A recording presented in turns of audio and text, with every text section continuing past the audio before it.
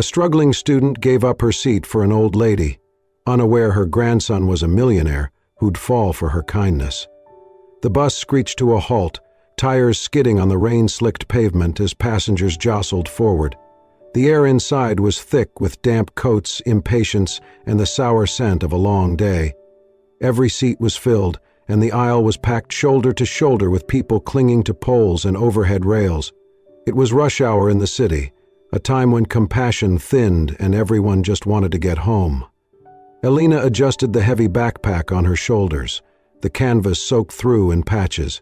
She had just left her part-time shift at the diner, where she'd been on her feet for 6 hours straight, her legs aching and stomach rumbling.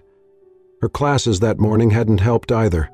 3 lectures, 2 quizzes, 1 exhausting group project. She hadn't sat down in hours, and yet she remained standing, wedged between 2 strangers, trying not to sway as the driver took another sharp turn.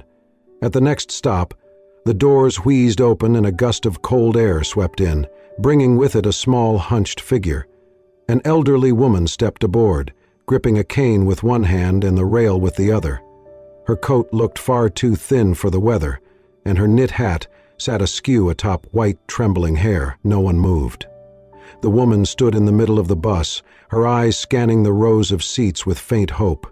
Passengers stared at their phones, out the window, at their feet, anywhere but at her.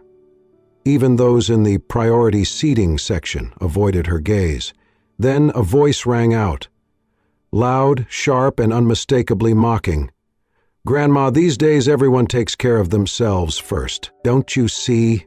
A young man, probably in his 20s, reclined in his seat just a few feet away, smirking. He wore designer sneakers and earbuds dangling around his neck, clearly enjoying his little performance. A few people chuckled under their breath. Most remained silent. Elena's eyes flashed. She turned, her voice cutting through the air, not loud but sharp with conviction. "If you have enough energy to mock someone weaker than you," she said clearly, "then you have enough strength to stand up." The smirk vanished. The young man looked at her, stunned. A few heads turned. Elena stepped forward without waiting for a response. "Come on, ma'am," she said softly, offering her arm. "Please, take my spot." The old woman blinked, surprised. "Oh, no, dear, you don't have to. I insist." Elena smiled, steadying her. "I'm tired, but I'm not elderly. You should sit." She gently helped the woman into her seat, then stepped back toward the front of the bus, gripping a nearby pole to steady herself. The old woman clutched the seat, then reached out and took Elena's hand briefly, her voice soft and tremulous. "You are so kind. Maybe I am still lucky to have met you." Elena gave her a faint smile. "Everyone needs help sometimes. That's not weakness, it's just life." Behind her, a man in his 50s, wearing a gray windbreaker, muttered under his breath, just loud enough to hear. "Girls like that do it for attention, trying to be a hero for show." Elena turned her head slightly. Her voice was calm, but her words were pointed. "I'm not performing for anyone," she said, "but if kindness offends you, maybe it's time to ask yourself why." The bus went silent. For a moment there was no sound except the hum of the engine and the rhythmic squeak of windshield wipers against glass. A teenage girl looked up from her phone. A man in a business suit shifted uncomfortably. Someone at the back whispered, "Good for her." The elderly woman watched Elena with quiet admiration, her eyes glistening. There was something rare in the girl's face, strength, tempered by gentleness, a fire that didn't burn, but warmed. No one on that crowded bus knew that this old woman wasn't just another fragile commuter. No one knew that she was the grandmother of one of the city's most elusive young millionaires, a man who rarely appeared in public, who trusted almost no one, and who cherished his grandmother above all else. And no one, not even Elena, knew that this small moment of humanity would ripple across her life like a stone cast into still water. She didn't do it for recognition. She didn't do it for thanks. She just did it because it was right. And somewhere, in a quiet home on the edge of the city, a phone would ring, and a kind old woman would say, with a trembling voice and a heart full of pride, "My dear, today I met a girl who made me believe that there are still good people in the world. And so the story would begin. Elena unlocked the door to her apartment with the kind of quiet practiced only by those who live alone in thin-walled buildings. The hallway light flickered as she stepped inside. Her room, a single-window studio tucked above a laundromat, was barely big enough for a twin mattress, a second-hand desk, and a hot plate. She dropped her soaked backpack near the door and peeled off her shoes. The soles were wearing thin. She made a mental note to add duct tape to her next grocery list. Again. The clock blinked 8:42 p.m. She had exactly 18 minutes before she needed to head out to her second job. Elena crossed the room and pulled open the small cabinet above her sink. 3 packs of instant noodles, 1 half-empty jar of peanut butter, and a bag of rice. She reached for the noodles and set water to boil. As she waited, she peeled off her cafe uniform, now permanently stained at the sleeves, and changed into a plain gray t-shirt and black slacks. Her night shift at the downtown office building started at 9:30, 2 floors to mop, 5 bathrooms to clean, and 3 long hours of solitude. While the noodles softened, Elena pulled a tattered notebook from her bag and flipped it open. Handwritten notes lined the pages. Terms, diagrams, highlighted headers in different colors. She read as she ate, chopsticks in one hand, pen in the other.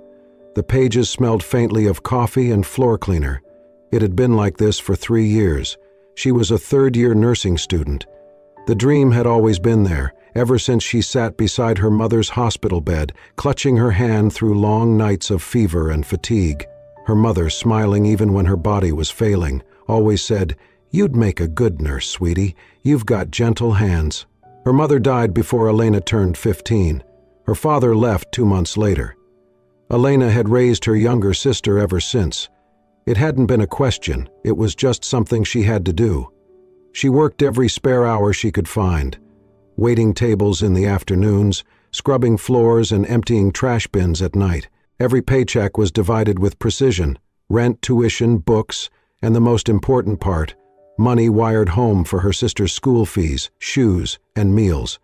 Tonight, her hands trembled from exhaustion as she finished her meal, but she kept studying. Exams were next week. The heater in the corner coughed once and went silent. She pulled her sleeves over her hands and leaned closer to the lamp. The world never made space for girls like her, so she made space for herself. Despite everything, Elena never stopped helping others. She walked her elderly landlady's groceries upstairs every Saturday. She covered shifts for co-workers without asking for favors in return. She once gave her only winter coat to a classmate who couldn't afford one, saying she had a backup, though she didn't. She didn't see these acts as kindness. To her, they were survival, just not her own. The bus earlier that day had been no different. Giving up her seat had cost her nothing but a few minutes of discomfort, but it gave someone else a moment of rest. That was always worth it. Her phone buzzed. A message from her sister. "Sis, I got a perfect score in math today. The teacher said I was very good." Elena smiled, her eyes stinging. She typed back quickly, "I'm so proud of you. Keep up the good work. I'm always here for you." She closed her notebook, wiped her eyes, and grabbed her cleaning supplies from the closet. There would be no applause for the life she lived, no spotlight, no miracle, just Elena, stepping back out into the rain, tired but steady. And somewhere, unbeknownst to her, that simple moment on the bus, her small act of kindness, was echoing beyond her little apartment, because kindness, like her, never asked to be noticed. But sometimes, the world notices anyway. The scent of freshly ground coffee drifted through the expansive kitchen, bouncing softly off the marble countertops and stainless steel appliances. A wall of floor-to-ceiling windows overlooked the edge of the city skyline, glittering beneath the early morning haze. But Liam didn't notice. He was too busy scrolling through back-to-back emails on his tablet, investor meetings, product launch delays, a conference keynote in Singapore next month. Every line demanded something from him: attention, answers, presence. Yet somehow, despite the noise, his world remained quiet. Too quiet. Liam Whitmore, 30 years old, founder and CEO of a billion-dollar tech startup, lived in one of the most expensive penthouses in the city. His name appeared in Forbes, TechCrunch, and Business Insider more often than he cared to count. His home was filled with rare art, designer furniture, and cutting-edge devices, but none of it felt like home. Across from him at the breakfast nook, a small, wrinkled hand reached out and placed a teacup on the table with practiced care. "You need to stop living like you're made of wires, not blood," said the soft voice of his grandmother, Margaret Whitmore. He looked up, finally setting the tablet down. "I'm flesh and blood, Grandma, just very caffeinated." Margaret gave him a look, one that had managed to silence boardroom arrogance and teenage rebellion alike. Liam smiled, just a little. "I saw someone yesterday," she said, stirring honey into her tea. "On the bus." He raised an eyebrow. "You took the bus?" She ignored his tone. "I needed a reminder of how people really live. It's easy to forget up here." He leaned back, intrigued despite himself. "So? What did you see?" Margaret's eyes softened as the memory returned. A girl, young, clearly exhausted, probably coming from work. But when no one else moved, she stood up and gave me her seat. Not out of pity, not out of obligation, just kindness. Liam tilted his head. "And the guy who mocked you?" She smiled faintly. She shut him down too, with more grace than anger. There was something in her, strength, but soft, fire, but gentle. He blinked. "Okay, now I'm curious. Who is this mythical bus angel?" "I don't know her name," Margaret replied. "But I know the world would be better if more people were like her." Liam chuckled, pouring himself another cup of coffee. "You've never told me this much about a stranger before." Margaret leaned closer, her voice quiet. "You live in a world of algorithms and strategy, Liam. But don't forget, sometimes the smallest moments reveal the greatest character." He didn't respond, but something about her words lingered long after breakfast ended.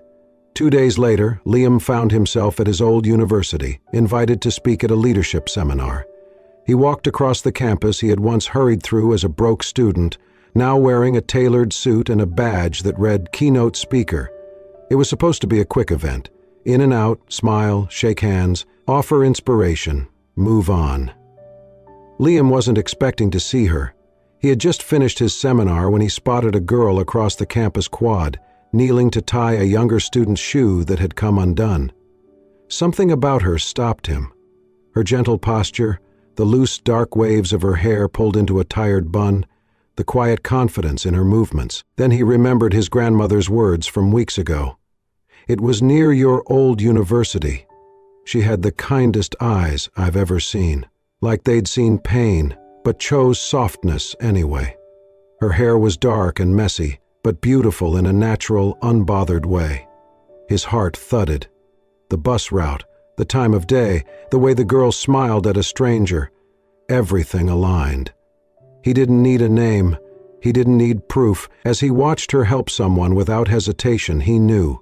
This was the girl who had changed his grandmother's day and who was quietly changing his. It was her. The girl from the bus. The girl from his grandmother's story. Liam stopped mid-step, watching as she bent down to help a classmate pick up spilled papers near the library entrance.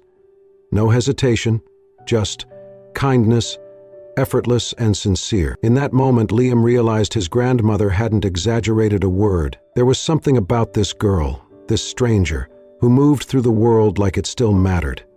He didn't know her name, but he suddenly wanted to, not for business, not for PR, but for something far rarer in his world, something real. The sign-up sheet was taped crookedly to the bulletin board outside the student center. Liam stood staring at it longer than necessary, one hand buried deep in his jacket pocket, the other holding a ballpoint pen he hadn't used in years. Community Outreach Week, volunteer needed, Public Health and Wellness Fair, help us make a difference.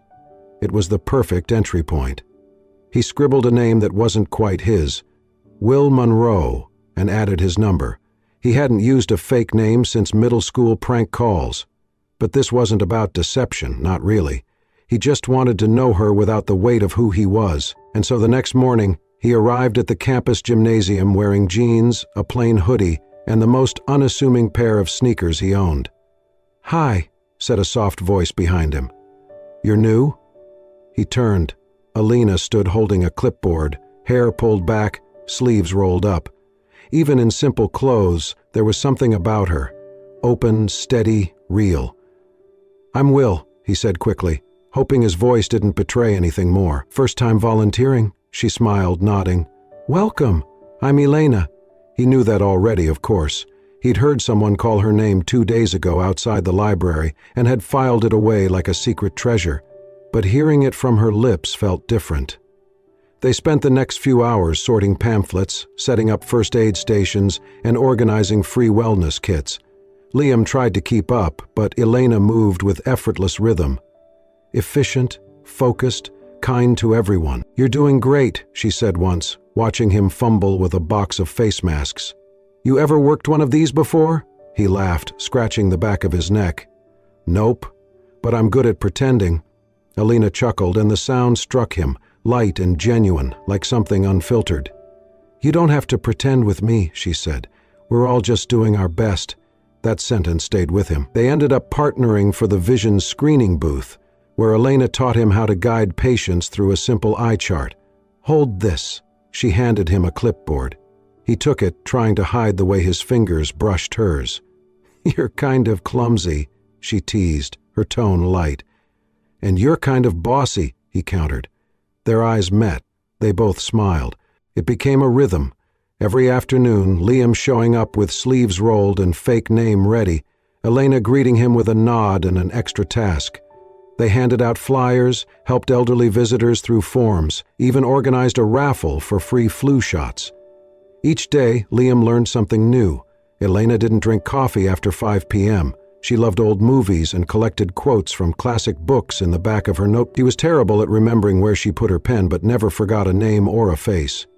And she never once asked about his past, his background, his bank account. She just listened, saw people, saw him. One afternoon, after everyone else had left, Liam stayed behind to help Elena pack up the last few boxes. As she folded a banner, she looked over at him and said, "You know, Will, you don't talk much about yourself." He hesitated, then shrugged. "Not much to say." She studied him for a moment, then smiled. "Well, I think you're a good person, and I'm glad you're here." Liam felt something shift inside him. This wasn't curiosity anymore. He was drawn to her, for who she was, not how she made him feel, but because of what she brought out in him. Something honest, something human. And for the first time in years, Liam wasn't thinking about business plans or market shares. He was thinking about the girl who gave up her seat on the bus, and how she might have just taken up space in his heart. The message came in the middle of her shift. Elena was wiping down tables at the cafe when her phone buzzed in her apron pocket. It was from her neighbor back home. A panicked voice note. Her hands trembled as she played it. "My sister. She had an accident. Hit by a motorbike. She's in the emergency room, district hospital. It's urgent, Elena." Her world narrowed to that single sentence. The mop in her hand slipped. Her knees nearly buckled. The hum of the cafe, the clatter of cups, the laughter, it all faded. That night, Elena called every relative, every friend back home, but no one had enough. Her savings, what little she had left after rent and tuition, wasn't close to what her sister's surgery would cost. She stopped showing up to her cleaning job. She called in sick to the cafe. Her eyes were sunken, her steps slow, but she kept going to class, kept volunteering, only because she couldn't let herself collapse. Not yet. She tried to smile through it. She told no one the truth, except once, when Will caught her staring at a flyer for medical assistance grants. He tilted his head, concerned. "Everything okay?" She hesitated, then forced a smile. "Just tired." He didn't push.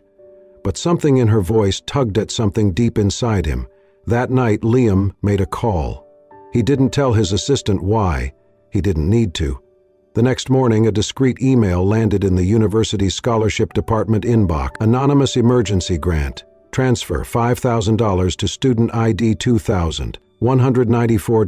Reason: verified family medical hardship. Source: Community Resilience Fund. It was signed with a logo no one had seen before, because Liam had just made it up. 2 days later, Elena received an email that nearly made her drop her phone. Subject: Emergency scholarship awarded, no repayment required.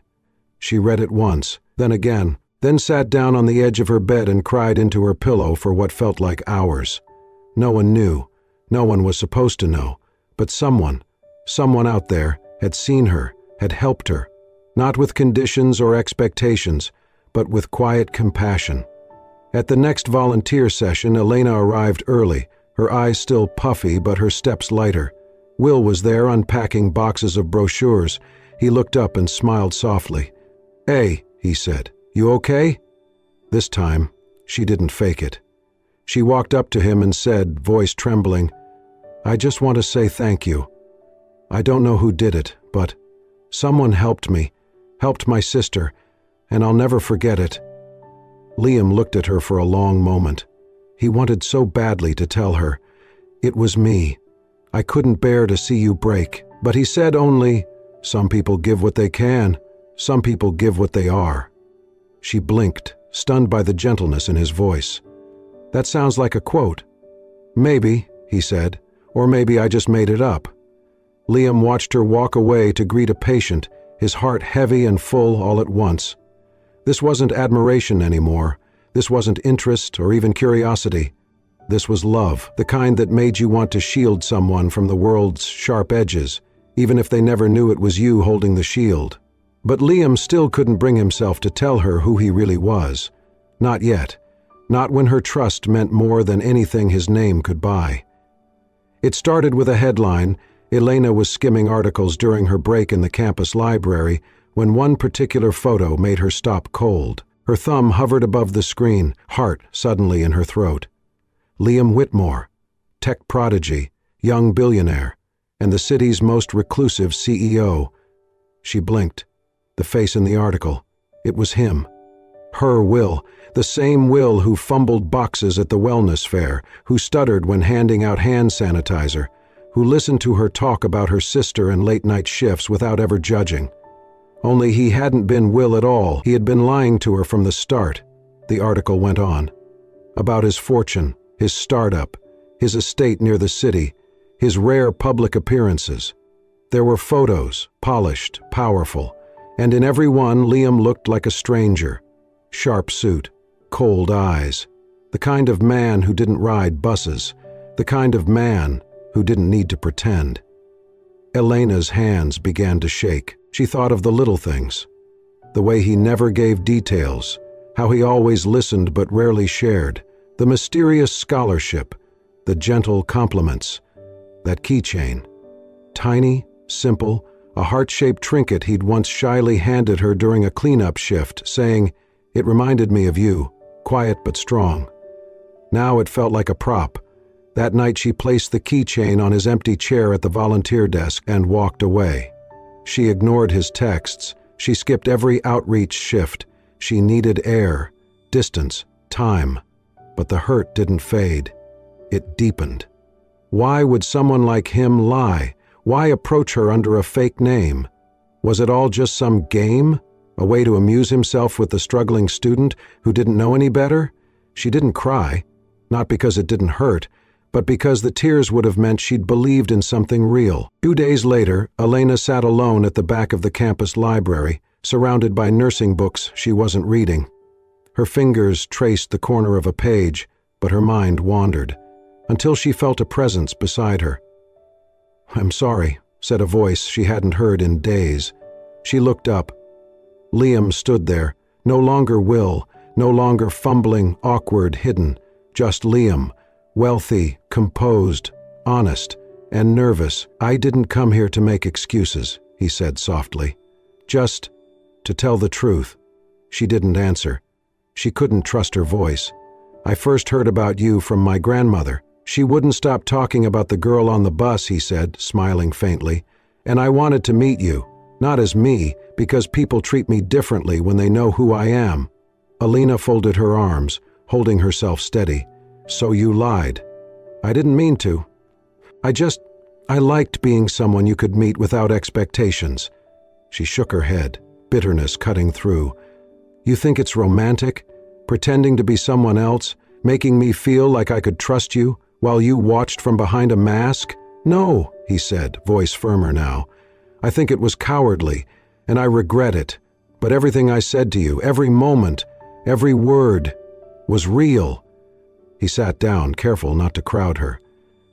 I didn't know I'd fall for you, Elena. I didn't know that your strength, your kindness, would change me. But it did. Her eyes welled despite herself. You don't understand what it's like, she whispered. People like you, money, power, you can afford to pretend. People like me don't get that luxury. We live with truth every day, because if we slip, we lose everything. He nodded slowly. You're right, and I never should have put you in that position. They sat in silence, the gap between them filled with words unspoken. Finally, Liam reached into his coat and gently set something on the table between them. The heart-shaped keychain. I never meant for this to be a joke, he said, but if you want to walk away, I'll understand.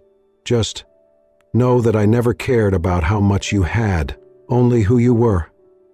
Elena looked down at the little heart. She didn't pick it up, but she didn't push it away either. The knock came just after sunrise. Elena had just poured hot water into a chipped mug of instant coffee when she heard it, soft but steady, like someone patient enough to wait all day if needed. She opened the door to find a woman she recognized immediately. Miss Elena? The older woman offered a warm, reserved smile. She wore a long navy coat, a silk scarf tucked neatly beneath her collar, and carried herself with the kind of grace that didn't need to be announced. Yes, you're Liam's grandmother, Elena said, a bit stunned. Margaret nodded. May I come in for a moment? Inside the tiny apartment, the older woman didn't look uncomfortable, despite the modest surroundings. She sat carefully at the small kitchen table, her gloved hands folded in her lap, taking in the stacks of nursing books and the bowl of instant noodles on the counter.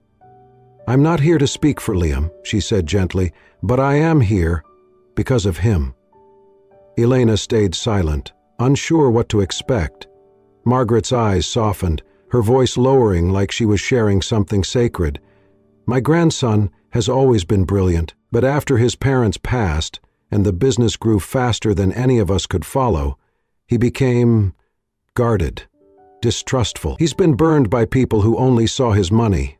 She paused, choosing her words carefully. But a few months ago, he came to my kitchen and said, Grandma, tell me again about the girl on the bus. And that's when I knew. Elena's throat tightened. He heard me talk about you more times than I can count, Margaret said with a soft smile. The way you stood up, literally and figuratively, for someone you didn't know. You reminded him that goodness still exists in the world, and it made him want to be closer to it. I didn't know who he was, Elena murmured. And when I found out, it felt like everything we shared wasn't real. I understand, Margaret nodded.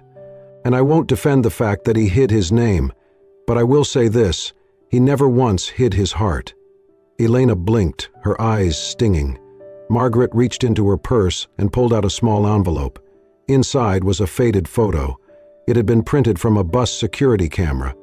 Elena recognized herself instantly, standing next to the seated older woman, her hand resting lightly on the cane, mid-smile. A timestamp in the corner marked the moment. 5:41 p.m., nearly 3 months ago. Margaret looked at her. Some people give up their seat. Some people change someone's entire direction, she said quietly. You did both.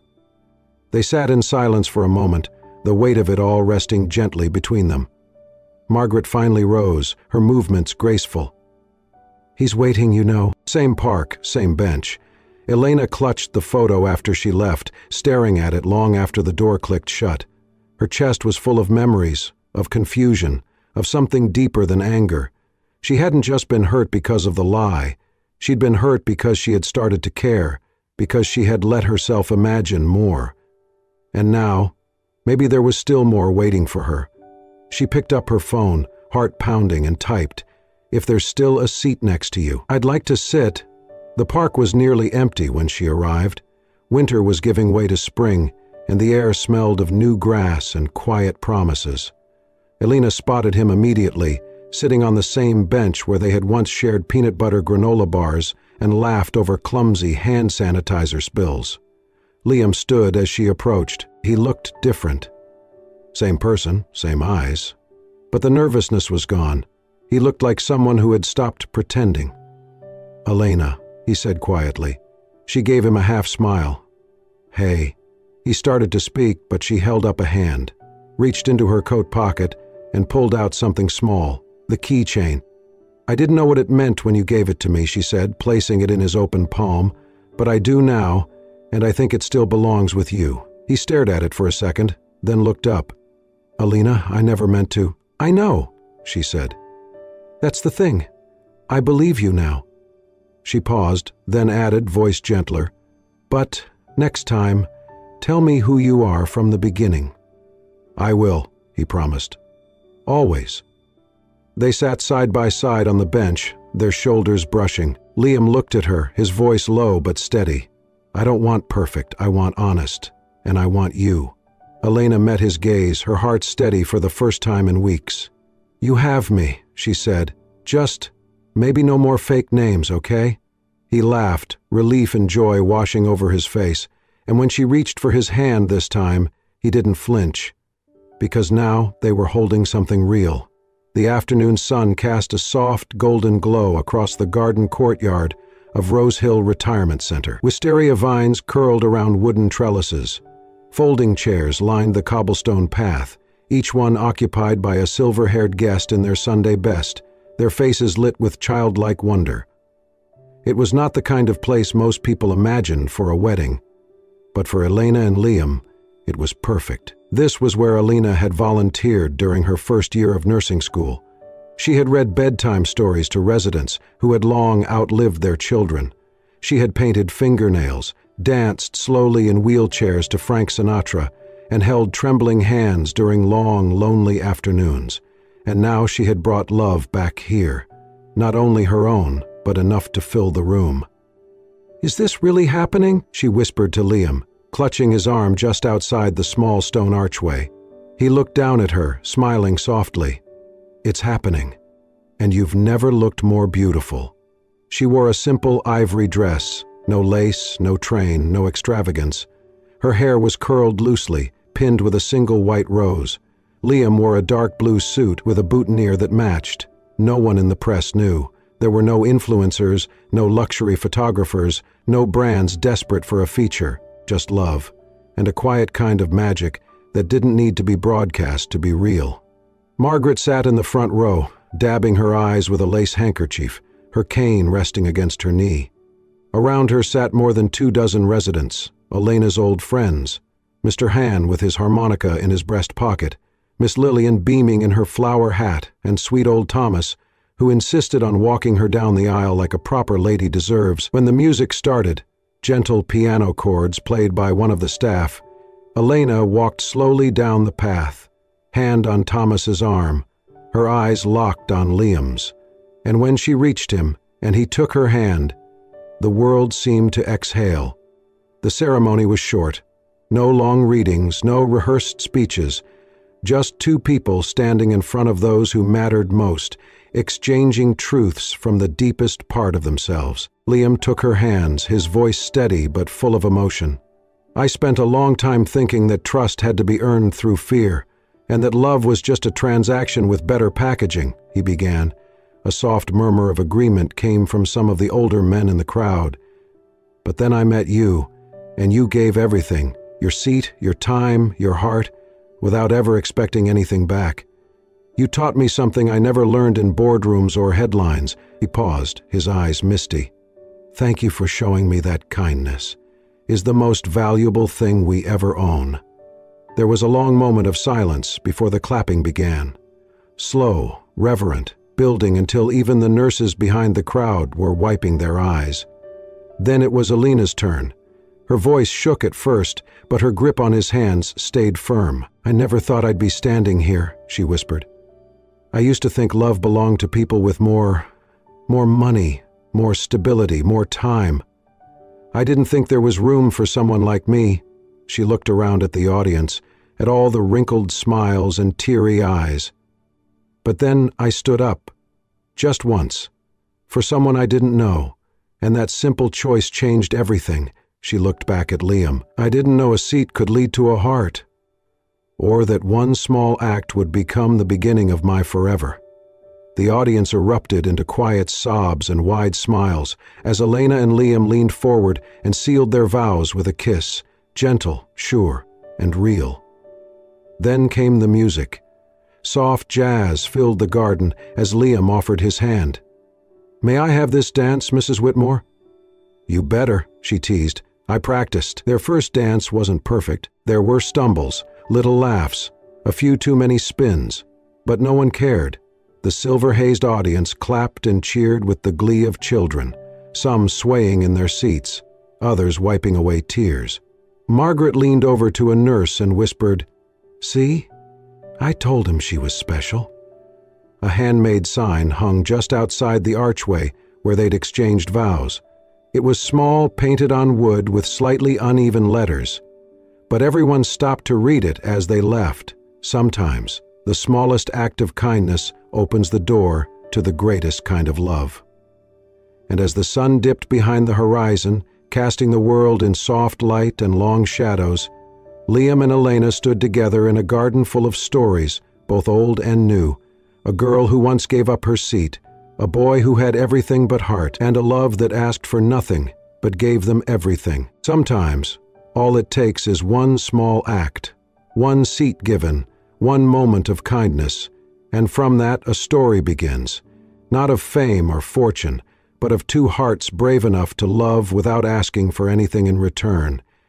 Elena and Liam's journey reminds us, you never know who's watching when you choose to be kind, and you never know how that kindness might change the course of your life forever. If this story touched your heart, if it made you smile, reflect, or shed a quiet tear, please consider liking, sharing, and subscribing to Soul-Stirring Stories.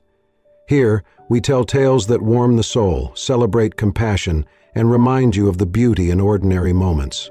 Because sometimes the most powerful stories begin with something as simple as standing up for someone else. Thank you for watching. Until next time, stay kind, stay human.